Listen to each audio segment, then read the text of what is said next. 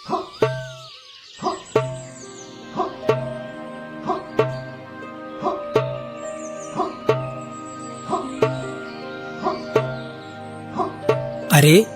ये पेड़ से कैसी आवाज आ रही है? जब भी मैं कुल्हाड़ी चलाता हूँ तभी ढोलक जैसी आवाज आ रही है। लगता है मुझे आराम की जरूरत है। सुबह से शाम हो गई। अब इस पेड़ को मैं कल देखूंगा। मोहन यह सोचकर जो लकड़ियां उसने काटी थी वो बाजार में बेचकर घर चला जाता है। अगले दिन मोहन हमेशा की तरह जंगल जाने के लिए अपनी कुल्हाड़ी तैयार कर रहा था कि तभी उसकी माँ धीरे धीरे चलती हुई उसके पास आई। बेटा मोहन, कल तूने कहा था ना कि आज मुझे वेद जी के पास ले जाएगा। घुटनों में दर्द बढ़ता जा रहा है। हाँ माँ, मुझे याद है। आज अगर लकड़ियाँ अच्छे दाम में बिक गईं तो शाम को मैं आपको जरूर ले चलूंगा। इतने में जानकी भी वहाँ आ गई। और सुनिए, अगले हफ्ते मेरे भतीजे का मुंडन है। अगर इस बार थोड़ी अच्छी कमाई हो जाए तो मेरे लिए एक नई साड़ी ले आइएगा। मोहन हल्का सा मुस्कुराया। ठीक है भाग्यवान, पूरी कोशिश करूंगा। पहले माँ का इलाज, फिर तुम्हारी साड़ी। मुझे पता है आप कोशिश जरूर करेंगे। मोहन अपनी कुल्हाड़ी उठाता है और जंगल की तरफ निकल पड़ता है। रास्ते में कई दूसरे लकड़हारे भी जा रहे थे। सभी अपनी अपनी बातें करते हुए आगे बढ़ रहे थे। कुछ देर बाद मोहन जंगल पहुंच गया। तभी वहां गांव का धनी व्यापारी सेठ वीरदास आ पहुंचा। अरे मोहन, अब इस जंगल में काम करने का तरीका बदल गया है।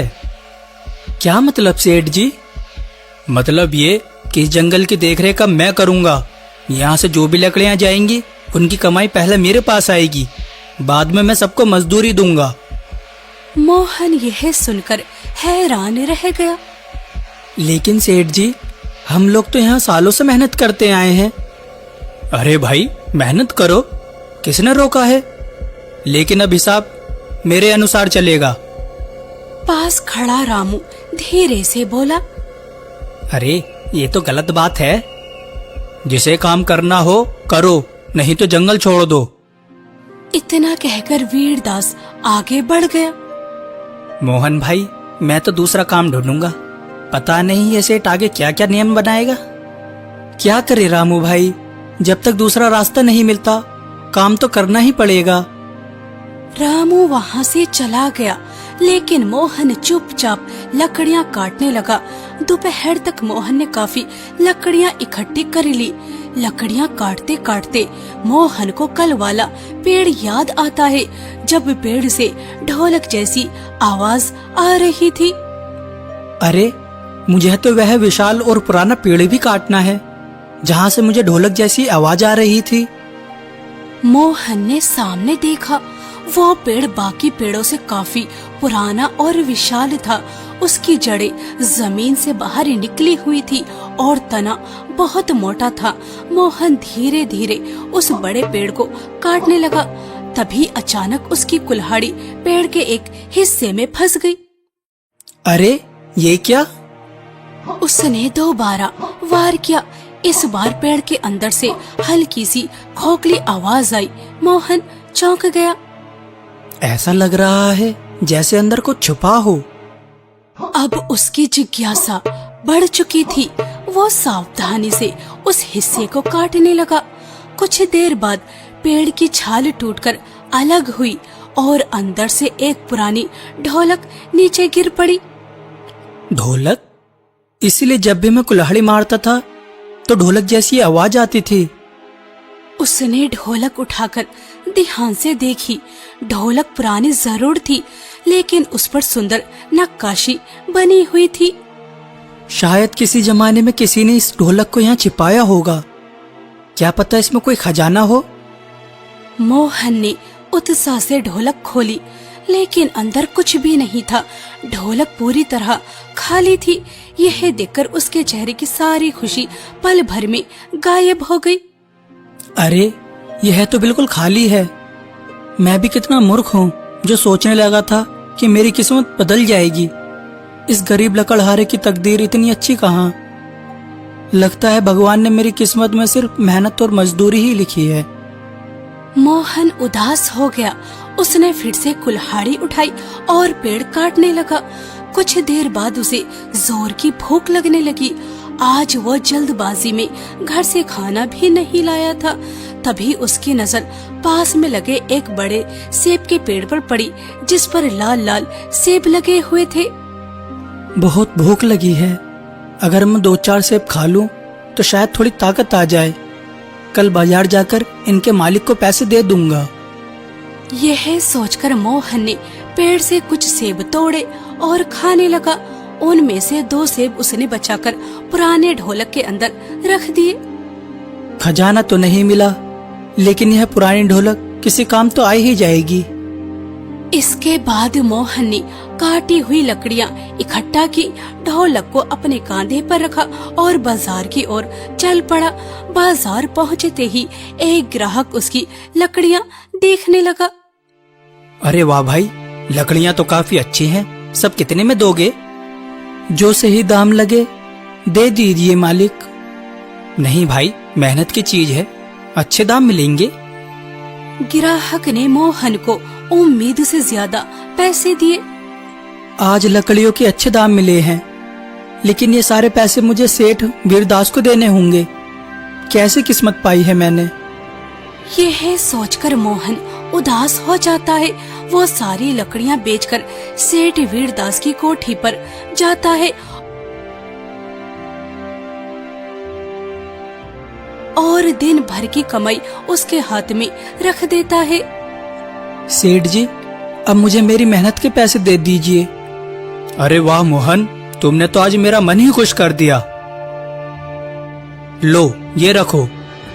सेठ जी, इतने कम पैसों में क्या होगा? जितना मिल रहा है उसमें खुश रहो।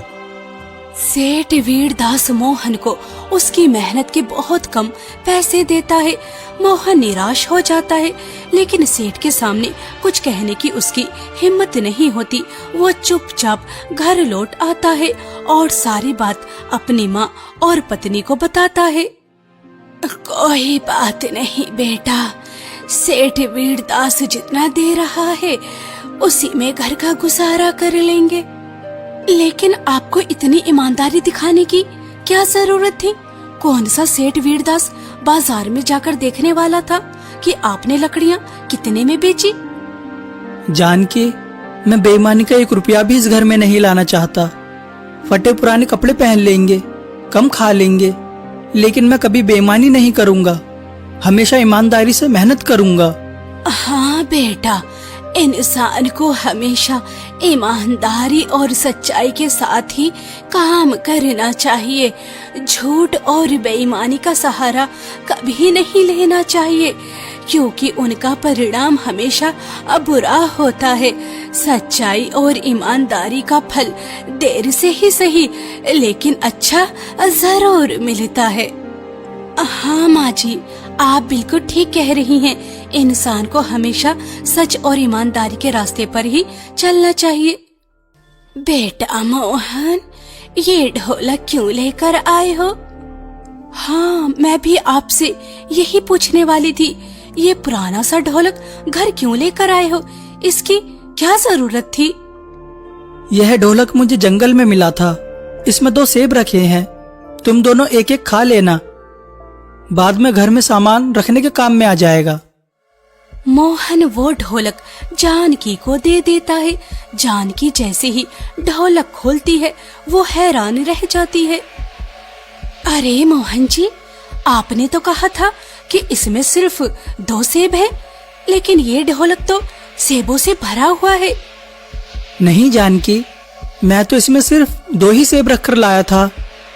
मोहन खुद ढोलक के अंदर झांक कर देखता है। सचमुच ढोलक ढेर सारे सेबों से भरा हुआ था। यह देखकर वो भी चौंक जाता है।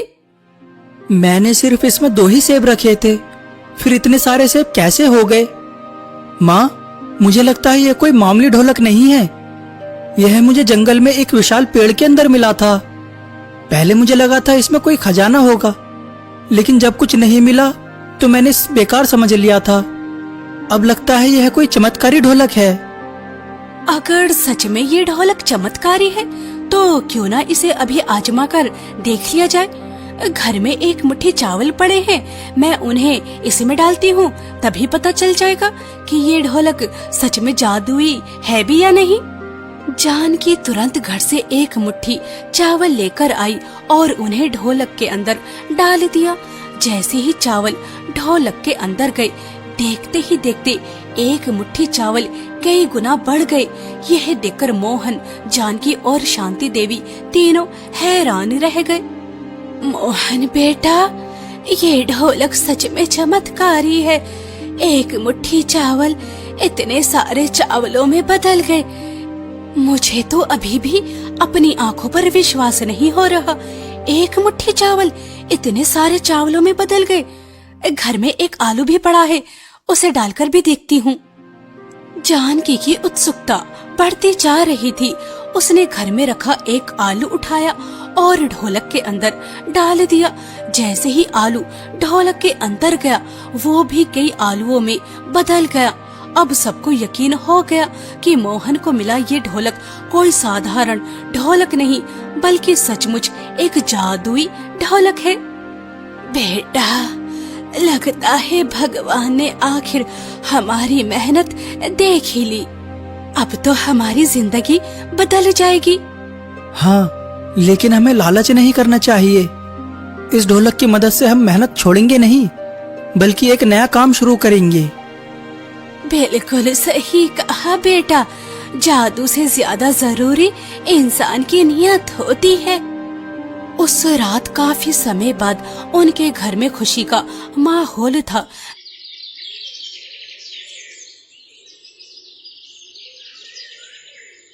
अगले दिन मोहन कुछ चावल लेकर बाजार गया।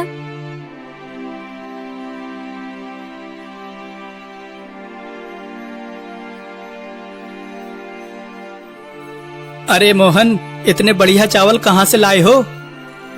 बस थोड़ा नया काम शुरू किया है। जो भी है, माल बहुत अच्छा है। मोहन को चावलों के अच्छे दाम मिले। धीरे धीरे मोहन का छोटा व्यापार बढ़ने लगा। कभी वो चावल बेचता, कभी गेहूं, लेकिन वो हमेशा जरूरत भर ही जादुई ढोलक से चीज बढ़ाता था। एक दिन जब मोहन घर पर नहीं था तो जानकी की इच्छा हुई कि काश घर में और पैसे हों। उसने सोचे बिना पैसे ढोलक में डाले और पैसों के बढ़ने का इंतजार करती रही। लेकिन काफी समय बीत जाता है, जानकी को पैसे बढ़ते हुए नजर नहीं आते और वो जैसे ही जादुई ढोलक के अंदर झांक कर देखती है तो उसने जो पैसे डाले थे वो भी गायब हो चुके थे। ये है क्या? लगता है अब ये जादुई ढोलक काम नहीं कर रहा, तभी तो इसने पैसों को नहीं बढ़ाया। जानकी को लगा कि जादुई ढोलक ने अपना जादू दिखाना बंद कर दिया। वो रसोई से कुछ आलू लेकर आई और उन्हें ढोलक के अंदर डाल दिया। देखते ही देखते ढोलक ने उन आलूओं को कई गुना बढ़ा दिया। अरे, जादुई ढोलक तो अभी भी काम कर रहा है, लेकिन जब मैंने इसमें पैसे डाले तो पैसे बढ़ने के बजाय गायब हो गए। आखिर ऐसा क्यों हुआ? जानकी को कुछ समझ नहीं आ रहा था। तभी मोहन घर वापस आया। जानकी ने उसे सारी बात बताई। यह सुनकर मोहन बोला, जानकी, मैंने तुम्हें पहले ही कहा था कि हम इस जादुई ढोलक का इस्तेमाल लालच के लिए नहीं करेंगे। हमें जितना मिल रहा है वही बहुत है। तुमने पैसे लालच की नियत से डाले, इसलिए ढोलक ने अपना जादू नहीं दिखाया। मुझे भी यही लगता है। अगर हमने लालच या गलत नियत से इस जादुई ढोलक का इस्तेमाल किया तो ये कभी काम नहीं करेगा। ये सिर्फ सच्चे और ईमानदार लोगों का साथ देता है। आप दोनों सही कह रहे हो। अब मैं कभी भी लालच में आकर इस जादुई ढोलक का इस्तेमाल नहीं करूंगी। अब मोहन, जानकी और उसकी माँ समझ चुके थे कि जादुई ढोलक केवल अच्छे और ईमानदार लोगों के लिए ही काम करता है। अगर कोई इसका इस्तेमाल लालच या बुरी नीयत से करेगा तो ये उसका साथ नहीं देगा। धीरे धीरे दिन गुजरने लगे। मोहन की तरक्की होने लगी। उसका कच्चा मकान अब एक सुंदर पक्का घर बन चुका था। परिवार खुशहाल जिंदगी जी रहा था। लेकिन मोहन की बढ़ती तरक्की देखकर सेठ वीरदास के मन में जलन होने लगी। आखिर एक गरीब लकड़हारा इतनी तेजी से अमीर कैसे बनता जा रहा है? उसने तो लकड़ियां बेचने का काम भी छोड़ दिया। कभी बाजार में चावल बेचता है, कभी गेहूं तो कभी फल।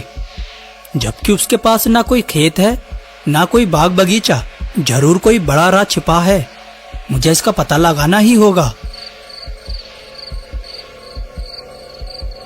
सच्चाई जानने के लिए एक रात सेठ वीरदास चुपके से मोहन के घर पहुंचा।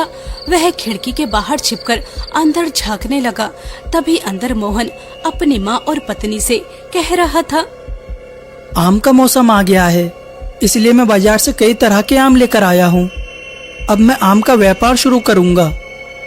इतना कहकर मोहन ने सारे आम जादुई ढोलक में डाल दिए। देखते ही देखते कुछ ही पलों में वो आम कई गुना बढ़ गए। ये सब देखकर वीरदास चौंक गया। तो यह राज है इसकी अमीरी का। इस लकड़हारे के पास एक जादुई ढोलक है जो एक चीज को कई चीजों में बदल देता है। यह जादुई ढोलक तो मेरे पास ही होना चाहिए। अब सेठ वीरदास समझ चुका था कि मोहन की तरक्की का कारण वही जादुई ढोलक है। अगली सुबह उसने मोहन को हवेली बुलाया।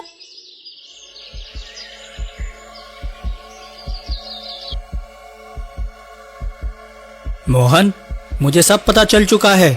जंगल से जो तुम्हें ढोलक मिला था वह मेरे जंगल का सामान है। सेठ जी, ढोलक मुझे मिला था, लेकिन मिला कहाँ? मेरे जंगल में, इसलिए उस पर मेरा हक है। मोहन कुछ देर सोचता रहा, फिर वो बोला, ठीक है, मैं ढोलक आपको दे देता हूँ।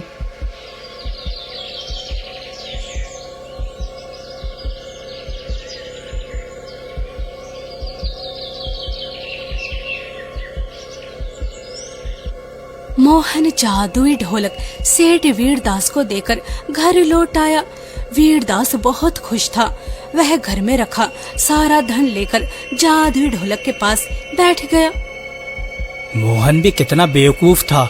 जादुई ढोलक होने के बाद भी दिन रात मेहनत करता रहा। अब देखना, मैं इस धन को कई गुना करके पूरे गांव का सबसे अमीर आदमी बन जाऊंगा। इतना कहकर सेठ वीरदास अपने घर में रखा सारा धन उठाकर जादुई ढोलक के अंदर डालने लगा। फिर वो बेसब्री से इंतजार करने लगा कि उसका धन कई गुना होकर बाहर निकलेगा। लेकिन काफी समय बीत जाने के बाद भी कुछ नहीं हुआ। जब उसने ढोलक के अंदर झांक कर देखा तो उसका चेहरा पीला पड़ गया। उसने जो धन अंदर डाला था वो पूरी तरह गायब हो चुका था। अरे, यही क्या हो गया? मेरा सारा धन कहाँ चला गया? कोई बात नहीं, घर में कीमती आभूषण भी तो पड़े हैं, उन्हें डालता हूँ, वह जरूर कई गुना हो जाएंगे। लालच में आकर सेठ वीरदास घर के सारे सोने चांदी के आभूषण और कीमती सामान उठा लाया। वो एक एक करके सब कुछ जादुई ढोलक में डालता गया, लेकिन इस बार भी वही हुआ। काफी देर बाद जब उसने ढोलक के अंदर देखा तो सारे आभूषण और कीमती सामान गायब हो चुके थे। अब सेठ वीरदास का सिर चकराने लगा। मोहन ने मेरे साथ धोखा किया है। मेरी सारी जमा पूंजी जादुई ढोलक ने निगल ली। मैं मोहन को सबक सिखाकर ही रहूंगा। कल ही पंचायत बुलाऊंगा। अगले दिन पूरे गांव में पंचायत बैठी। मुखिया जी, मोहन ने मेरे साथ धोखा किया है। इसने जादुई ढोलक बदल लिया। मेरे घर का सारा धन, आभूषण और कीमती सामान इस ढोलक में गायब हो गए। अब मेरे पास कुछ नहीं बचा। सेठ जी, मैंने कोई धोखा नहीं किया। यह वही जादुई ढोलक है। अगर यह वही ढोलक है तो मेरा सामान कई गुना क्यों नहीं हुआ? बल्कि जो भी मैंने इसमें डाला सब गायब हो गया और तुम्हारे डाले हुए सामान कई गुना हो जाते थे। ऐसा क्यों? क्योंकि मैंने कभी लालच नहीं किया।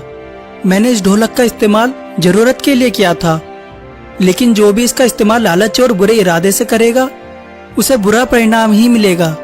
आपने लालच किया, इसलिए यह सब हुआ। मुखिया जी ने दोनों की बात ध्यान से सुनी और फिर बोले, अब मुझे समझ आ गया है कि असली मुसीबत की जड़ यह जादुई ढोलक है। मोहन, यह ढोलक अब किसी के पास नहीं रहना चाहिए। अच्छा होगा कि तुम इसे सबके सामने तोड़ दो। ना रहेगा बांस, ना बजेगी बांसुरी। मुखिया जी, आप ठीक कह रहे हैं। इस ढोलक को खत्म कर देना ही सबसे अच्छा होगा। इतना कहकर मोहन ने पूरे गांव के सामने जादुई ढोलक को तोड़ दिया। मोहन का इतना बड़ा दिल देखकर सेठ वीरदास को अपनी गलती का एहसास हो गया। आज मुझे समझ आ गया कि अच्छाई का फल हमेशा अच्छा होता है और बुराई का फल बुरा। मैंने लालच और घमंड में आकर बहुत गलतियां की। मैंने कई लोगों के साथ बुरा व्यवहार किया। आप सब मुझे माफ कर दीजिए। सेठ वीरदास ने सच्चे मन से माफी मांगी। उसका बदला हुआ व्यवहार देखकर गांव वालों ने भी उसे माफ कर दिया। अब सेठ वीरदास समझ चुका था कि मोहन को जादुई ढोलक से फायदा इसलिए मिला क्योंकि उसने हमेशा मेहनत, ईमानदारी और अच्छे कर्मों का रास्ता चुना।